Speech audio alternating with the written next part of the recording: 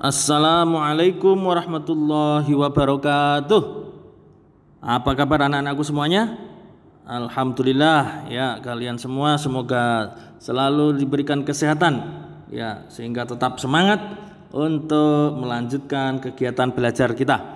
Baik anak-anakku semuanya, pada kesempatan kali ini kita akan mempelajari tentang indera penglihatan, yang mana indera penglihatan ini tidak bisa kita lepaskan daripada yang namanya cahaya.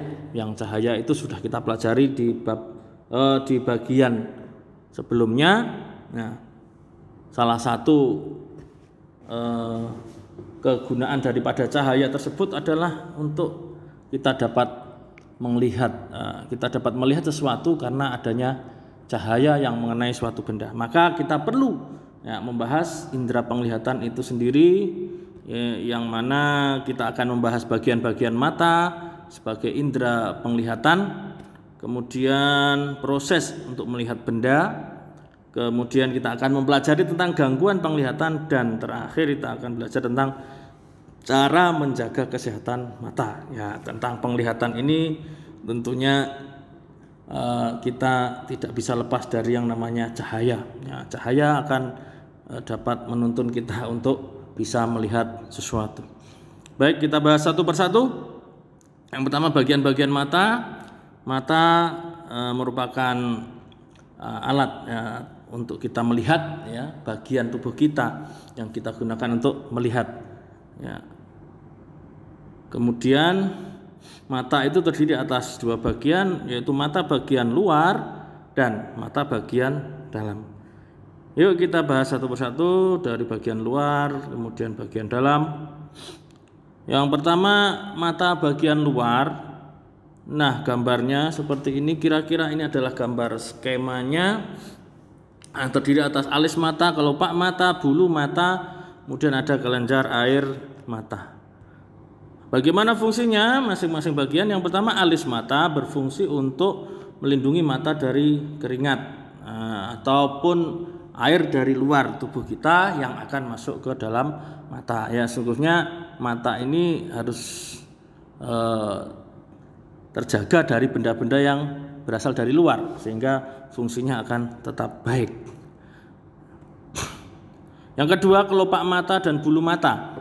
Nah, kelopak mata dan bulu mata ini berfungsi untuk melindungi mata dari benda-benda asing yang akan masuk ke dalam mata, misalnya debu, kemudian butiran-butiran pasir atau lain sebagainya, serpihan-serpihan, yang mana kelopak mata akan berfungsi untuk menutup mata, menutup seluruh bagian mata, kemudian bulu mata akan menahan misalnya debu yang akan masuk ke dalam mata, sehingga mata tetap aman dari benda-benda asing yang dari luar yang akan mengganggu fungsi daripada mata itu sendiri. Kemudian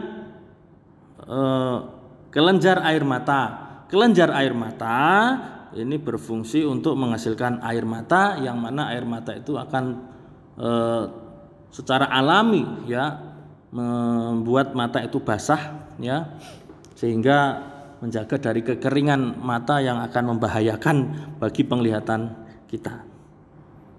Lanjut, mata bagian dalam. Nah, ini adalah skema dari mata bagian dalam ya, dimulai dari bagian terluar sampai yang terdalam ya.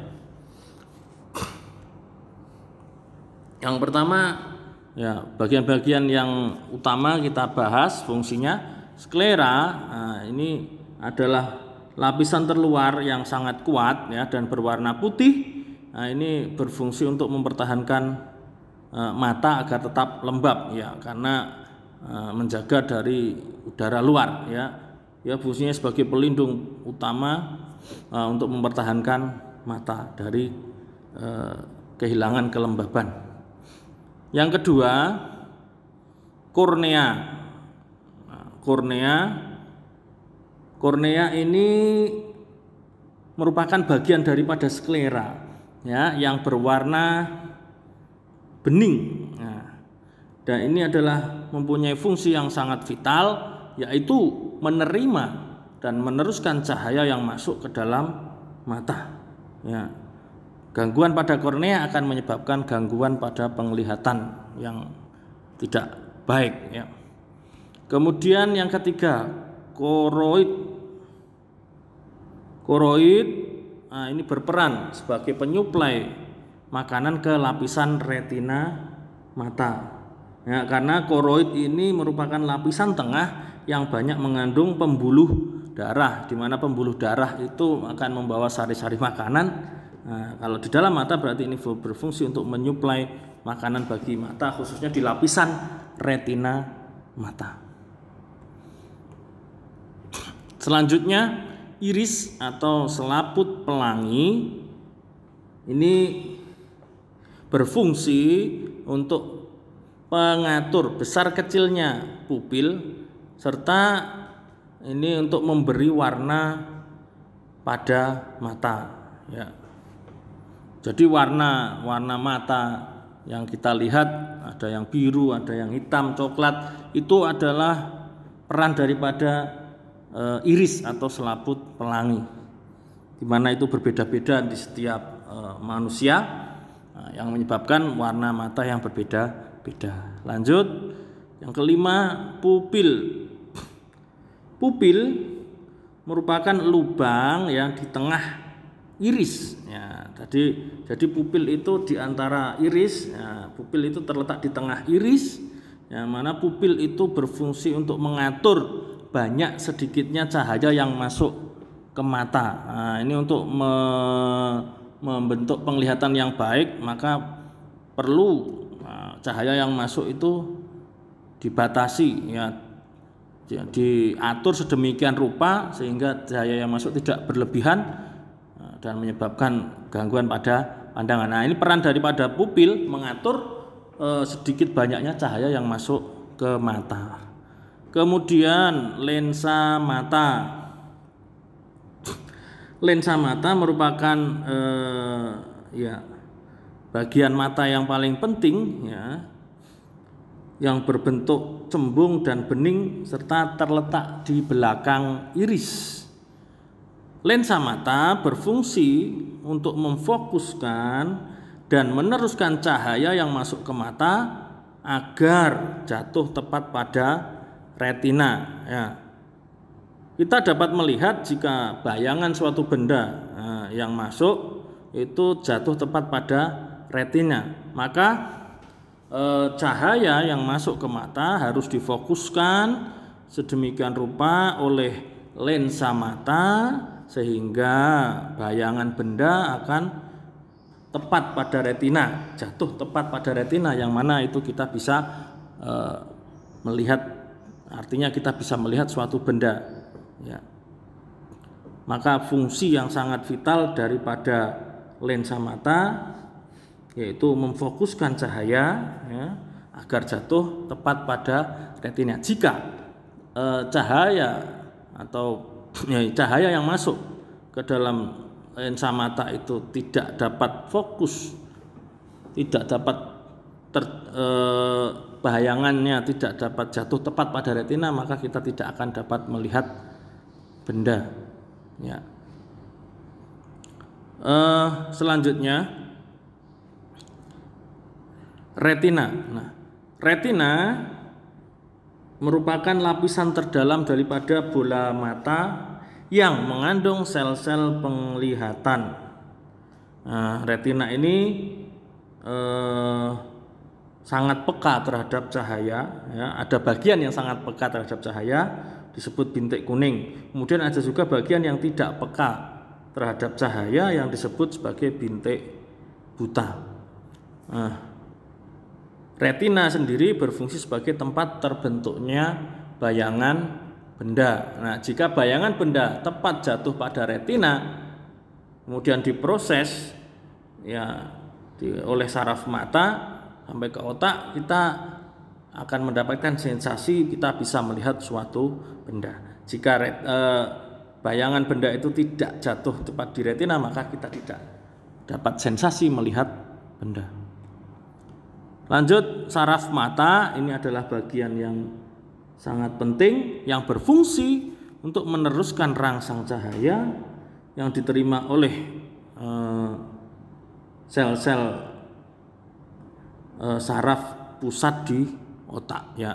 Jadi saraf mata ini berfungsi untuk merespon ya bayangan yang jatuh ke retina, bayangan benda yang jatuh ke retina, kemudian disampaikan ke saraf pusat di otak untuk kemudian diproses sedemikian rupa sehingga kita bisa menentukan itu kita bisa melihat sesuatu. Nah, jadi ini adalah beberapa bagian dalam mata yang fungsinya sangat vital, yang mana ini perlu kita ketahui agar kita bisa menjaga ya mata itu sendiri. Kita bisa menjaga kesehatan mata kita karena fungsinya yang sangat luar biasa. Lanjut, bagaimana proses ya kita melihat suatu benda. Perhatikan skema berikut. Nah, misalnya itu ada gambar ada pohon di depan kita. Yang pertama itu nomor 1 pohon. Kemudian ada cahaya yang mengenai pohon tersebut dan terpantul ke mata kita. Nah, kemudian cahaya tersebut, cahaya pantul dari benda masuk ke mata melalui pupil. Nah, pupil mengatur sedemikian rupa banyaknya cahaya yang masuk. Kemudian cahaya tersebut ya masuk ke mata melalui setelah masuk ke pupil akan melewati lensa mata. Nah, lensa mata akan mencembung atau memipih sedemikian rupa sehingga bayangan daripada benda tersebut jatuh tepat di retina, yaitu di nomor 4 ya. Kemudian bayangan yang ditangkap oleh retina dikirim ke otak melalui saraf mata ya. Kemudian sampai di otak akan menerjemahkan bahwa benda yang kita lihat itu tidak terbalik. Oh ya, sebelumnya bayangan yang terbentuk di retina itu adalah terbalik. Nah, kemudian diproses oleh otak dan diputuskan, diterjemahkan bahwa bayangan benda tersebut tidak terbalik. Nah, hasil akhirnya kita mengetahui benda yang kita lihat itu adalah suatu benda yang tidak terbalik ya. Kita bisa melihat suatu benda di depan mata kita. Nah, itu adalah proses melihat suatu benda. Jadi intinya untuk melihat suatu benda harus ada cahaya yang mengenai suatu benda, kemudian cahaya pantulannya tersebut dipantulkan ke mata kita, masuk melalui pupil, kemudian diteruskan oleh lensa mata yang difokuskan sehingga terbentuk bayangan di retina. Bayangan di retina terbalik, kemudian dikirimkan melalui saraf mata ke saraf pusat di otak yang diproses, diterjemahkan bahwa benda yang kita lihat itu tidak terbalik. Jadi kita bisa melihat, bisa punya sensasi melihat dari proses tersebut. Kita bisa melihat suatu benda. Ya, kemudian kita akan bahas gangguan penglihatan. Nah, ini perlu kita ketahui agar kita dapat menemukan solusinya, bagaimana cara mengatasi daripada gangguan penglihatan yang mungkin akan terjadi pada kita. Yang pertama, rabun jauh atau miopi, yaitu di mana mata tidak mampu melihat jelas benda-benda yang jauh. Nah, kelainan atau gangguan penglihatan rabun jauh atau miopi dapat diatasi dengan menggunakan kacamata yang berlensa cekung. Kemudian rabun dekat atau hipermetropi, yaitu mata tidak mampu melihat jelas benda-benda yang dekat. Ini ada kebalikan daripada miopi, dan kelainan ini dapat diatasi dengan menggunakan kacamata berlensa cembung. Yang ketiga, penyakit mata tua atau presbiopi. Apa itu? Yaitu berkurangnya kemampuan penglihatan karena faktor usia yang sudah tua. Nah, ini dapat diatasi dengan biasanya kacamata yang double lensanya ada lensa cekung dan cembung jadi satu di dalam satu kacamata. Kemudian buta warna. Buta warna itu adalah kelainan atau gangguan penglihatan di mana mata tidak dapat membedakan warna. Buta warna ini termasuk penyakit yang diturunkan dari pendahulu-pendahulunya. Buta warna dibedakan menjadi buta warna sebagian dan ada buta warna total. Buta warna sebagian itu tidak dapat melihat warna tertentu, misalnya tidak dapat melihat warna merah, biru, kuning atau hijau. Kemudian buta warna total hanya mampu melihat warna hitam dan putih saja. Selanjutnya, rabun senja. Rabun senja adalah ketidakmampuan melihat benda dalam keadaan temaram atau minim cahaya yang sedikit. Misalnya tidak dapat melihat pada waktu menjelang malam. Gangguan ini, rabun senja ini disebabkan oleh kekurangan vitamin A, sehingga sel-sel penglihatan tidak peka terhadap cahaya. Nah, ini adalah gambar yang A adalah penglihatan penderita miopi atau rabun jauh,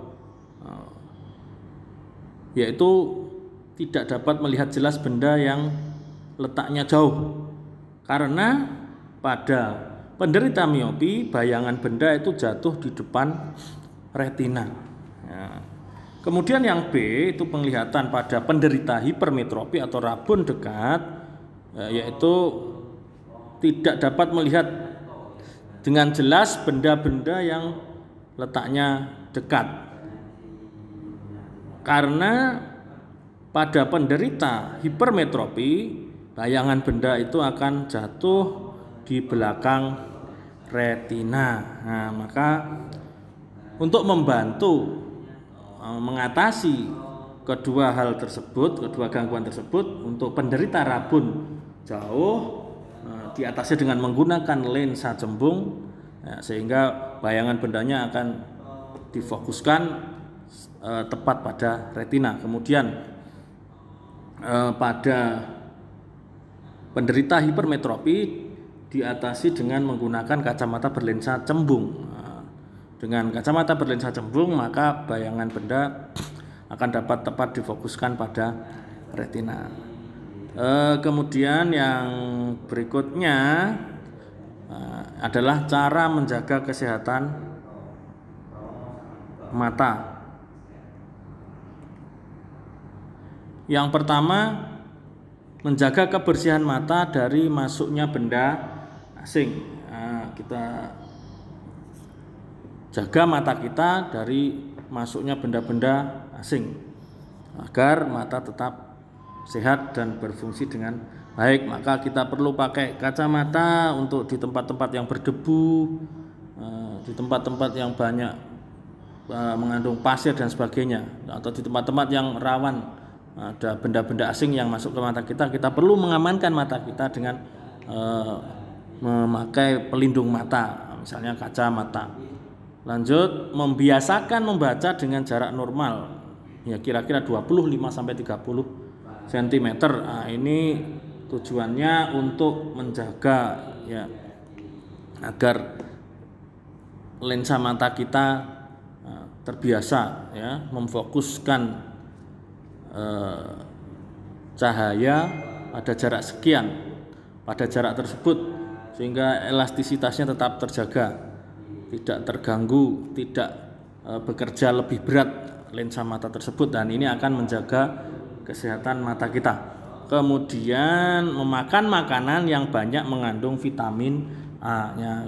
Vitamin A itu berfungsi ya untuk mengoptimalkan ya sel-sel penglihatan agar tetap peka terhadap cahaya sehingga mata akan berfungsi dengan baik. Ya, demikian pembahasan kita tentang indera penglihatan. Semoga ini mampu memberikan manfaat ya, dapat memberikan manfaat pada kita untuk selalu menjaga daripada organ atau indera penglihatan kita dengan baik dan mampu mengatasi jika ada masalah dengan penglihatan kita.